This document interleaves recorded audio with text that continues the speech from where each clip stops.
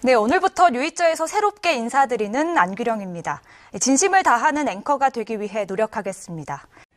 이재용 삼성전자 부회장, 코로나19 장기화에 따른 경제 상황 등을 들어 가석방이 결정됐죠. 국민의힘 이준석 대표와 윤석열 전 검찰총장의 갈등이 깊어지고 있죠. 음식 칼럼니스트 황교익 씨가 경기관광공사 사장에 내정됐다는 보도가 나왔습니다. 국민의당 안철수 대표, 국민의힘과의 합당 결렬을 선언했죠.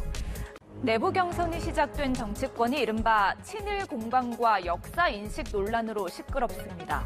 민주당 이낙연 캠프가 일부 유튜버들을 겨냥한 내부 문건을 만든 것으로 드러나 논란이 일고 있습니다.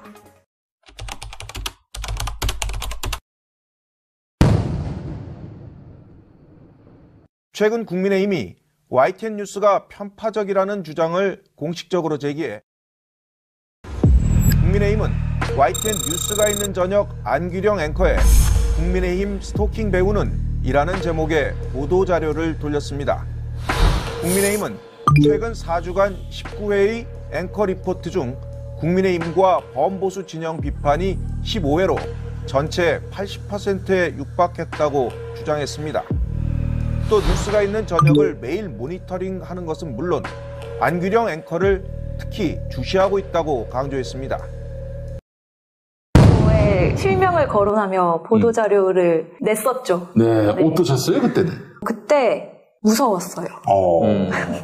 왜냐하면 공당이 지켜보고 있다고 하니까 무섭죠. 그리고 거기서 만약에 국민의힘에서 제가 비정규직인 걸 알고 그렇게 냈다면 저는 너무 더 모르겠어요. 근데 되게 가슴이 아팠던 거는 그날 저희 어머니 아버지가 제가 뉴스 하는 걸 굉장히 좋아하시고 매일 관심이 있으셔서 뉴스 끝나고 다음날 뭐 뉴스가 있는 저녁 검색해 보셔서 막 시청률도 보시고 하세요. 그날도 저는 보도자료 같은 걸 아버지를 통해서 알았어요. 아빠가 전화 주셔서 이런 게 있다. 어떡하냐 하고 그걸 보시고 어쨌든 제가 회사에서 신분이 고용 안정성이 없는 상황이니까 신분이 보장되지 않은 상황이니까 엄마가 그걸 보고 얘 잘리는 거 아니야? 이렇게 말씀하셨대요. 그게 굉장히 가슴이 아팠고 그 내용을 쭉 보는데 프로그램도 아니고 회사도 아니고 저 개인을 겨냥해서 그렇게 썼다는 게 저는 좀 개인적으로는 무서웠고 좀 네. 이게 바로 언론 탄압입니다. 지난해 8월에 저에 대한 보도 자료를 썼을 때도 제가 그 당시에 이제 국민의힘이 얘기하는 거는 제 앵커 리포트의 뭐 한 달치 중에서 7, 80%가 국민의힘 의혹 제기에 치우쳤다는 거였는데요. 그때 저희 뉴스를 보면 기자의 리포트가 있고 기자의 리포트에 없는 걸 제 앵커 리포트로 채우는 형식이었어요. 그러면 다른 내용들은 다 기자의 리포트에 있었다는 얘기겠죠? 그렇죠. 없는 걸 제가 쓴 거예요. 그런데 그때 당시에 김건희 씨 관련 의혹에 국민들의 관심이 있었고 그리고 기존 레거시라고 하잖아요. 네. 기존 언론에서 다루진 않는데 인터넷이나 이런 데서는 많이 화제가 되고 있었어요. 그렇지. 그런 거를 이제 저희가 회의를 통해서 쓴 거예요. 네. 그렇다 보니까 마음에 들지 않았고 그렇게 비판을 했던 거겠죠. 그 동네가 참 문제가 있는 동네예요. 진짜 언론의 자유에 대해서 교육이 좀 필요한 동네가 바로 국민의힘이라고 생각을 합니다. 한 소시민의 입장으로서는 좀 무서웠고요. 근데 고용의 불안정성을 확 체감했던 것 같아요. 제가 만약에 정규직이면 그런 일이 있어도 좀 덜 무서웠겠죠? 어차피 나는 회사에서 잘리지 않을 거니까. 그런데 그때 너무 불안한 거예요. 어떻게 될지도 모르겠고 물론 회사 내부에서 저를 지켜주려고 힘을 보태주신 선배들도 굉장히 많았어요. 동료분들도 많았는데 저 개인적으로는 좀 불안했고 이제 그 이후에 뭐 비정규직으로서 여러 가지 일들을 겪으면서 그냥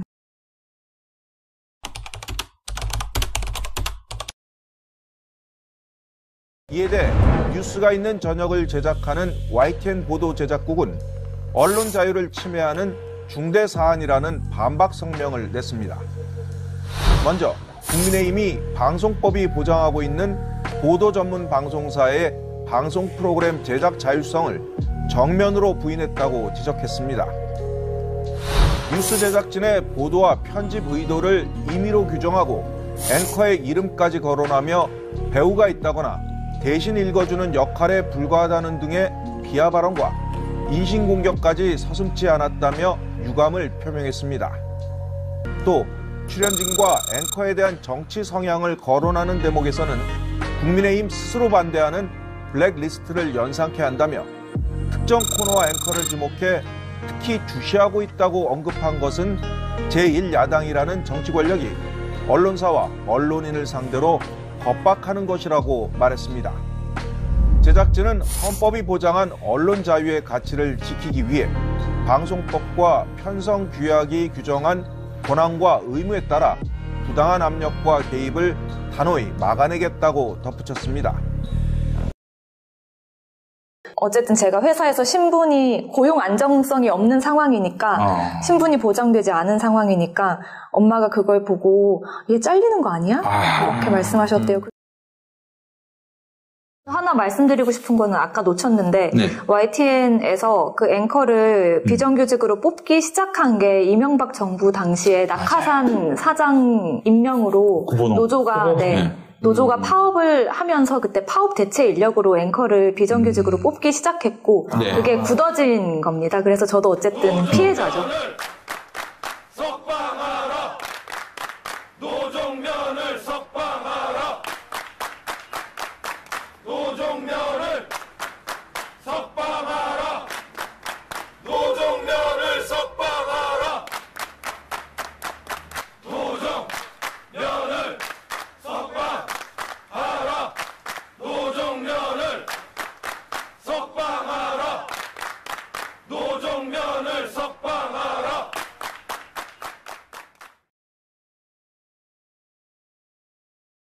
이명박 정부 시절 낙하산 사장 반대와 공정방송 투쟁을 벌이다가 해직됐던 YTN 노정면 조승호 현덕수 기자가 9년 만에 복직해 공정방송을 다짐했습니다. 하지만 제가 겪고 아파했던 일들이 단순히 개인의 문제가 아니라면 우리 사회가 변해야 할 것이고 그 변화를 위해 제가 작은 몫이나마 좀 보탤 수 있지 않을까 하는 생각을 했습니다. 비정규직 처우 개선 그리고 언론 개혁 등을 향한 길에 미력하지만 힘을 보태겠습니다. 지켜봐 주시고요. 열심히 하겠습니다. 감사합니다.